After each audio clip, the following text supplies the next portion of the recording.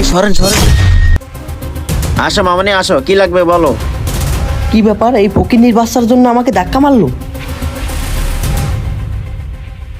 ওই মিয়া, আপনি কি আমার সাথে ফাজলামি করতেছেন? আরে ভাই আপনি একটু থামেন তো। মামনি তোমার কি লাগবে বলো। আরে ভাই, আমি আগে আসি, আমাকে না দিয়ে এই পিসি কে আগে দিচ্ছেন কেন? আরে ভাই আপনি একটু থামেন না, আপনাকে পরে সব খুলে বলতেছি, আগে ওকে দিয়ে নেই। বলো মামনি তোমার কি লাগবে। ওই মিয়া, আমি আগে আসছি, আমাকেই আগে দিবেন। আরে ভাই আপনি একটু দাঁড়ান না, আপনাকে একটু পরে দিতেছি, আগে ওকে দিয়ে নেই। মামনি তুমি বলো তুমি কি নিবা। আঙ্কেল, আপেল আর আঙ্গুরের দাম কত? ফকিন্নির বাচ্চা আবার ফল কিনতেছি, মেজাজটাই খারাপ করে দিল। মামনি আপেলও 100 টাকা, আঙ্গুরও 100 টাকা। কি ব্যাপার ভাই, আমার কাছে একদম বলতেছেন, ওর কাছে আর একদম বলতেছেন, এটা কিরকম ব্যবহার? আরে ভাই আপনি একটু ধৈর্য ধরেন তো, আপনাকে পরে বলতেছি। যাই হোক, দাম তো তাহলে কমই আছে। আঙ্কেল, আমাকে 1 কেজি আপেল দেন আর 1 কেজি আঙ্গুর দেন। আচ্ছা মামনি দিতেছি।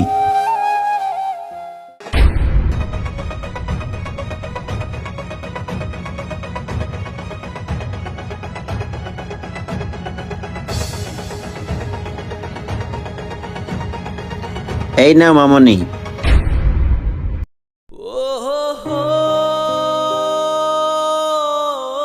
আঙ্কেল, এই নেন টাকা।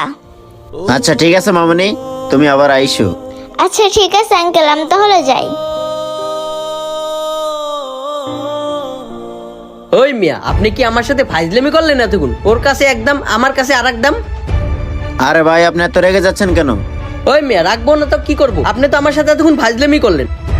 আরে ভাই আমি ওকে আগে দিচ্ছি কেন জানেন, ও হচ্ছে এতিম, ওর মা বাবা কেউ নেই। ও, এই জন্য আমাকে দাঁড়া করায় ওকে আগে দিলেন? ভাই আপনি আমার পুরো কথাটা তো শুনলেন না, শোনেন। ওর মা থাকাকালীন আমাদের এই বাজার ওর মাই ঝাড়ু দিত, কিন্তু কিছুদিন আগেই ওর মাটা মারা যায়। ওর মা মারা যাওয়ার পরেই ওকে দেখাশোনা করার মতো আর কেউ নেই। এই জন্য আমরা সবাই মিলে যেভাবেই হোক ওকে সাহায্য করি। আচ্ছা ভাই, বুঝলাম, কিন্তু একটা কথা কিছুতেই মাথায় আসতেছে না।